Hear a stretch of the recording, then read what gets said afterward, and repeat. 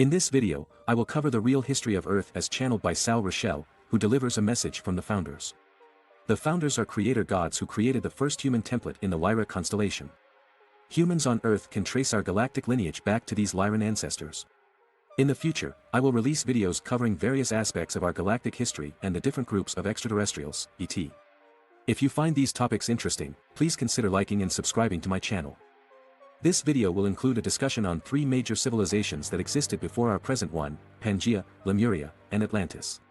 Additionally, I will explore 2 significant events in our solar system that have shaped Earth's history, the destruction of the planet Maldek and the destruction of the surface of Mars. I will also delve into the Luciferian Rebellion/Orion invasion, the interventions by the Alpha Draconians, commonly known as the Reptilians, and the arrival of the pre-biblical and biblical gods, Sirians. Now, let's start from the very beginning. Approximately 20 billion years ago, this universe began as a point of light within the mind of God. The universe expands and contracts infinitely, and around 4.5 billion years ago in human terms, Earth was formed. Initially, it consisted only of hydrogen and gas, devoid of life. Around 1 billion years ago, God differentiated itself into units of consciousness known as souls. The first wave of these original souls is called the Founders. As the Founders explored the universe, they encountered millions of planets in the early stages of development, including Earth. However, their vibratory state was too high for physical incarnation on these worlds. Nevertheless, they desired to experience life in these evolving worlds more directly. To achieve this, they created packets of conscious energy that eventually became the precursor to the DNA molecule. These packets slowly descended in vibration until the 7th density level, where the first level of actual DNA codes manifested. These codes became the fundamental building blocks of life. In a future video, I will delve into the 12 densities present in our universe and distinguish between densities and dimensions, as the idea of densities is particularly relevant when discussing the upcoming ascension of humanity. The first 7th density forms of life incarnated in our Milky Way galaxy, specifically in the Lyra/Vega region, and gradually spread to other star systems, including Pleiades. It took the Founders approximately 900 million years to perfect this process. Around 100 million years ago, the Founders discovered a way to further lower vibrations into the 3rd density. The first density consists of minerals, the 2nd density comprises plants, and the 3rd density encompasses animals. With each increase in density, life gains awareness. Finally, at the 3rd density level, higher density souls can incarnate directly into the flesh and blood of these life forms. Between 200 million and 10 million years ago, most of the Earth was covered in tropical jungles, including the polar regions like Antarctica. Natural evolution led to the formation of a diverse range of plants and animals on Earth. During this period, there existed an ape/humanoid species with 2nd and 3rd densities. As the Founders had discovered a method for higher vibrational souls to enter the 3rd density, this opened up the possibility for souls to incarnate into this ape/humanoid form. The souls from the Pleiades star system, beings of the 7th density who possessed wings and highly developed psychic abilities, volunteered for this assignment. Initially, their numbers were small, and they began incarnating around 100 million years ago, in the middle of the jungle period. Thus, the first period of human life on Earth spanned from approximately 100 million BC to 10 million BC, and in our mythology, it is known as the land of Pangaea, or the Garden of Eden. These humanoids, still existing in the 7th density, had the ability to experience all 7 dimensions. They could sit, stand, walk, run, leap, fly, and even teleport themselves from one place to another. They had the remarkable capacity to communicate with nature and all forms of life. They sustained themselves solely through the light of the sun and water absorbed through their pores from the environment. They required nothing else. They began interbreeding with various life forms, resulting in the creation of diverse hybrids. One of the offshoots of this interbreeding were the fairies. Other hybrids included human-animal beings such as Pegasus and centaurs. However, over millions of years, many of these souls became captivated by the physical world and forgot their true nature, leading to a fall from grace. Long ago, the Creator decided that this universe would be governed by the law of free will, meaning that limitations would not be imposed on what could be created. However, this freedom of will, allowing for infinite forms of creation, also resulted in the emergence of beings with physical deformities and convoluted mental processes. Fortunately, embedded within each of these beings were genetic codes that contained an inherent drive to grow in intelligence and awareness, what we refer to as the evolutionary drive. As these created beings evolved in awareness, they recognized themselves as spirits inhabiting physical bodies, and a desire to eventually become creator gods began to flourish within them. These two drives, the evolutionary drive towards God and higher soul integration, and the devolutionary drive of soul fragmentation towards denser physical reality for a more direct experience of life, established the fundamental polarity that affects every sentient civilization operating under the law of free will, including Earth. As the vibrations of those souls incarnating on Earth lowered, their wings atrophied along with their divine abilities. About 60 million years ago, the comet Orion made its 10,500-year cycle appearance and approached Earth too closely. As a consequence, the dinosaurs perished, and a significant portion of vegetation was eradicated. A few 100,000 Earth Pleiadian survivors established underground cities, some of which still exist in the etheric realms. Around 10 million years ago, another major catastrophe occurred due to an electromagnetic pole shift. This event resulted in severe storms and the Great Flood that obliterated nearly all life on Earth. The civilization of Pan came to an end. At that time, 3 planets in our solar system supported physical life forms: Earth, Mars, and Maldek, which were respectively the 3rd, 4th, and 5th planets from the Sun. Mars and Maldek, being farther from the Sun, were significantly colder than Earth, but they still possessed forests in the equatorial regions and abundant water and ice in the polar regions. The souls that perished during the Great Flood on Earth began reincarnating extensively on Mars and Maldek. These 3 planets also attracted the attention of other ET beings.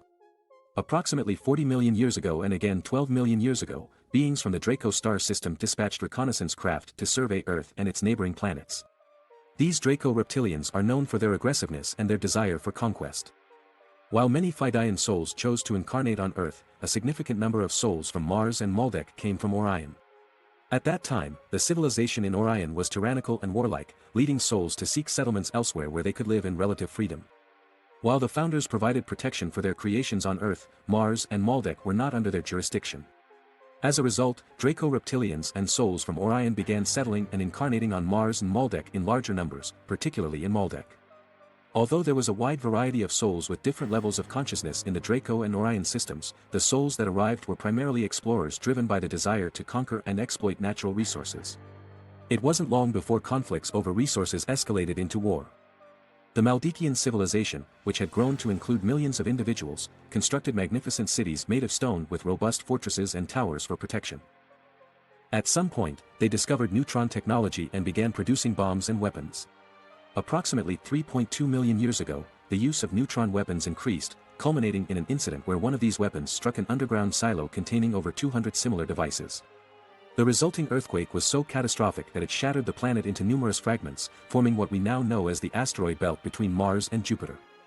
Over 10 million souls perished during this cataclysm, with many of them later reincarnating on Mars. Additionally, the explosion altered the orbits of Mars and Earth and disrupted etheric bases on Jupiter and Saturn. The founders and other benevolent ET groups held a council in the Alcyone star system, the home of the Great White Brotherhood, and established that intervention would take place whenever there was a threat of complete planetary destruction. By this point, the population on Mars consisted of a diverse range of beings from various systems, including Earth Pleiadian souls affected by the Great Flood, as well as Draconis and Orion souls. The Martian civilization grew significantly as a result of the influx of souls from Maldek, reaching a population of over 100 million. However, due to the planet's distance from the Sun, both Mars and Maldek had thin atmospheres that could not support large populations. As mentioned earlier, the explosion of Maldek caused Mars' orbit to be disrupted, leading to increasing desertification. Conflicts over water rights ensued, and weapons utilizing heavy metals like uranium and plutonium, similar to the atomic bombs on Earth in the present time, were utilized. Upon receiving guidance from the Brotherhood of Light, later known as the Confederation of Planets, some souls on Mars began constructing underground cities.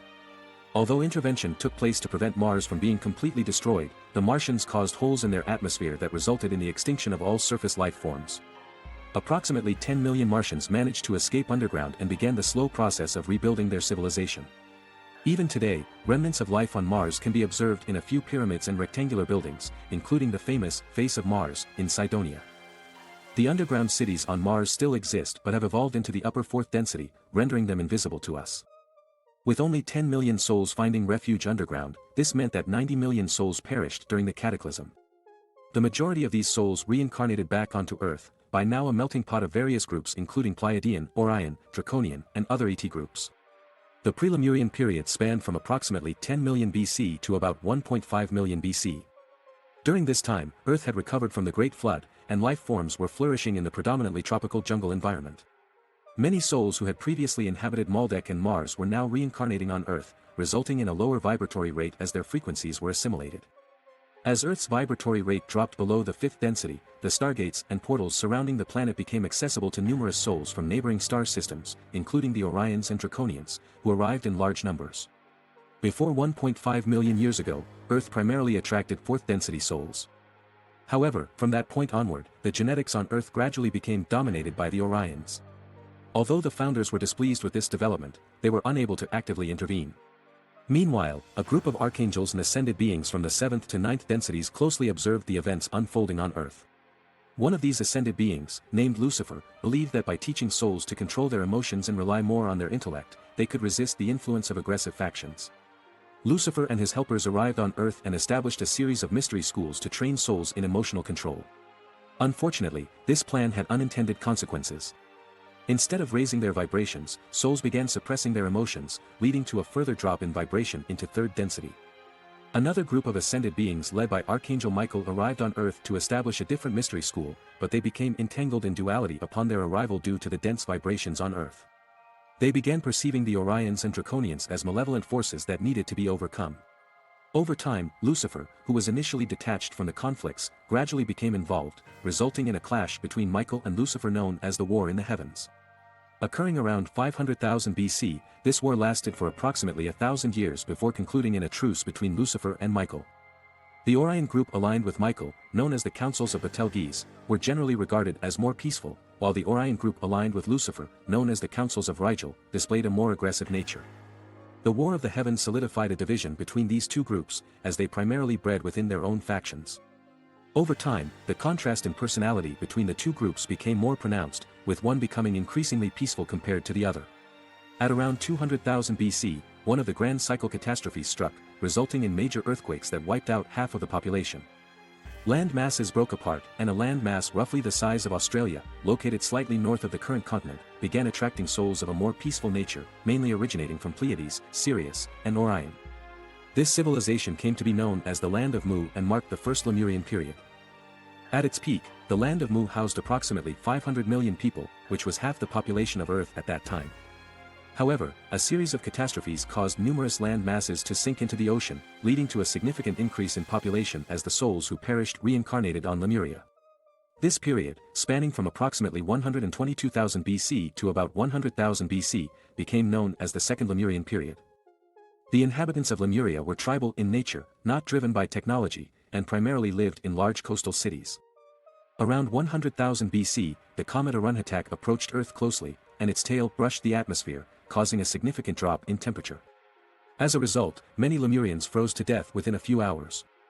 Following this event, a series of electromagnetic storms occurred, eventually leading to the sinking of the continent. A small number of survivors managed to migrate to various regions such as South America, Indonesia, Australia, Hawaii, and the Philippines. What was not widely known was that the Alpha Draconians deliberately redirected the comet's trajectory to destroy the existing civilizations on Earth, intending to claim the planet for themselves. However, their bodies were ill-suited for life on Earth, so they had to adapt in order to survive. This adaptation involved growing larger, which gave rise to the legends of dragons. The Draconians also conducted experiments by introducing reptilian DNA into the cerebellum section of the human brain, resulting in the creation of a human-Draco hybrid. This aspect of human biology, known as the reptilian brain networks, still exists today.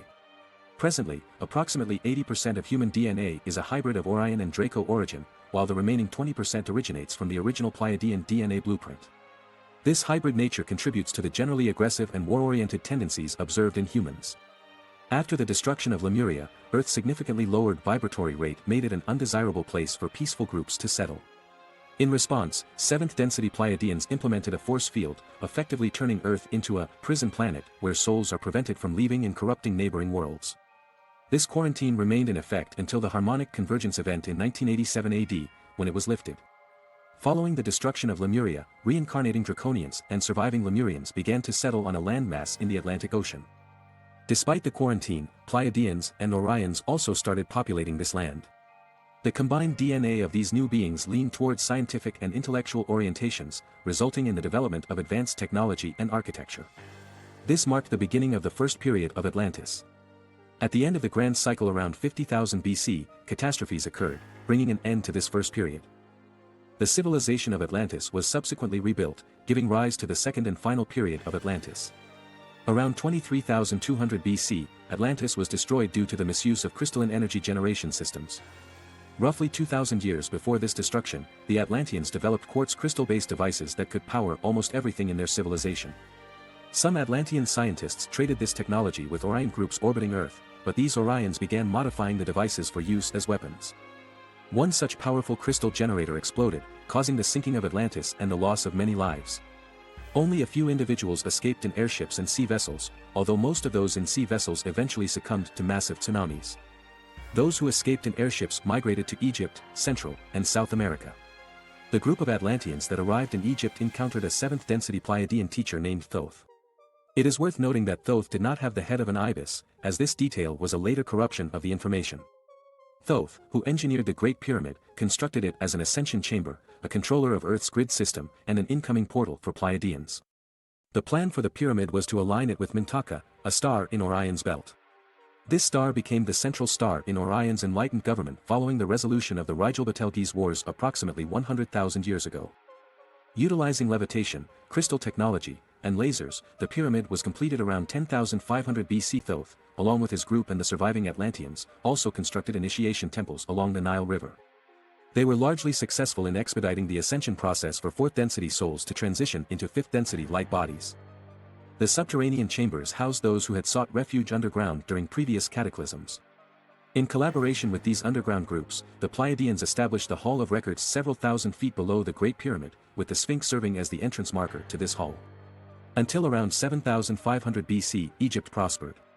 However, a group of 7th-density Sirians from the Sirius B star system arrived on Earth and began undoing the work of Thoth and his group. Despite possessing remarkable technological and psychic abilities, they were driven by ego.